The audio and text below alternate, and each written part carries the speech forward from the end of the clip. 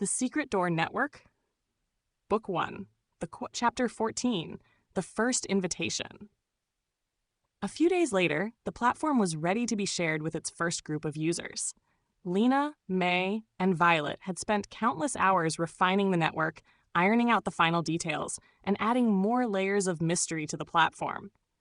Now, it was time to bring others into their world. They gathered again at the brew, as they had so many times before, their excitement palpable. "So," May said, her eyes twinkling with anticipation, "who's getting the first invitation?" Violet leaned back in her chair, grinning. "I've got a few people in mind. Some puzzle enthusiasts, game designers, and a few tech-savvy friends who would love this." Lina nodded, scrolling through her contacts on her laptop. "I think we should start small, just a handful of people at first, to test how they interact with the puzzles, the marketplace, and the collaborative rooms." May agreed.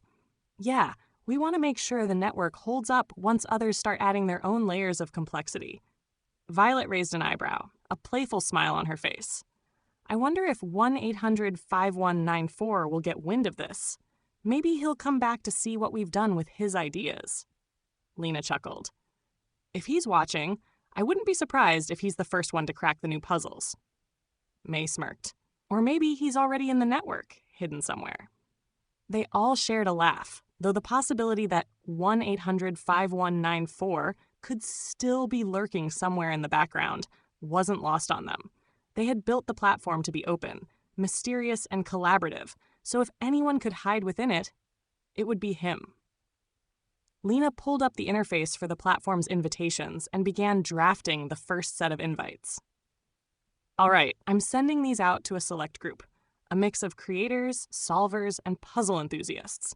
We'll get some good feedback from this crowd." Violet watched as Lina clicked the send button. And now, we wait. The three women sat back, sipping their coffee, each of them imagining how the first users would react to the network they had built. They had poured their hearts into it, ensuring that it maintained the spirit of mystery and discovery while offering an endless range of possibilities for its users. Now, it was time to see how others would interact with it. Hours passed, and soon enough, the first notifications began to roll in. Messages from excited users who had received their invitations and immediately started exploring the platform. Some praised the interface, while others were already diving into the puzzles, testing the limits of what they could create. "I love this," one user wrote. "The sandbox is perfect for building collaborative challenges. Can't wait to see what others come up with." Another message appeared moments later. "Just cracked my first puzzle. The encryption layers are genius. How did you come up with this?" Violet grinned, reading the feedback aloud.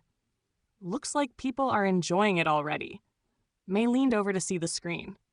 "This is just the beginning. Once people start creating their own puzzles and worlds, it's going to explode." Lina nodded, scrolling through more feedback. The collaborative puzzle rooms are already getting a lot of attention.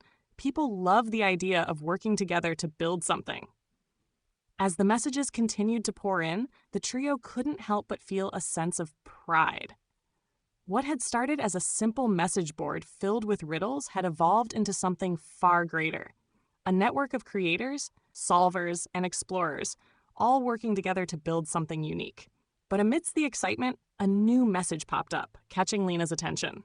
Unlike the other enthusiastic responses, this one was short and cryptic, containing just a single sentence. "You've built something remarkable.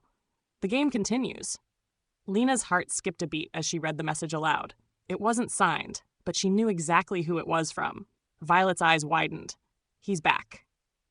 May shook her head, half amused, half annoyed. "Of course. He can't resist, can he?" Lina stared at the screen, her mind racing.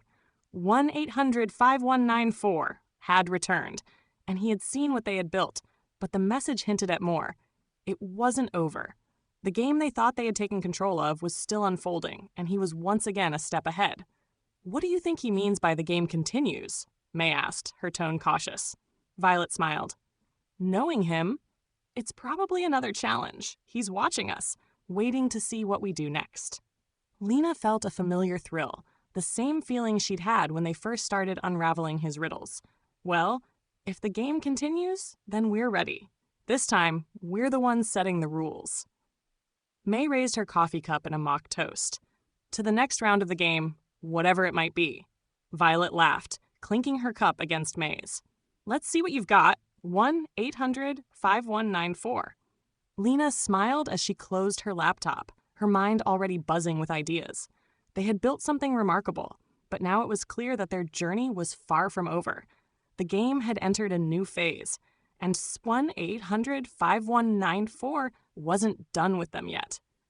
As they left the coffee shop, the cool evening air swirling around them, they knew that the next chapter of their story was just beginning. The platform had been opened to the world, but the mystery of 1-800-5194 remained unsolved. And that, perhaps, was what made the game so compelling.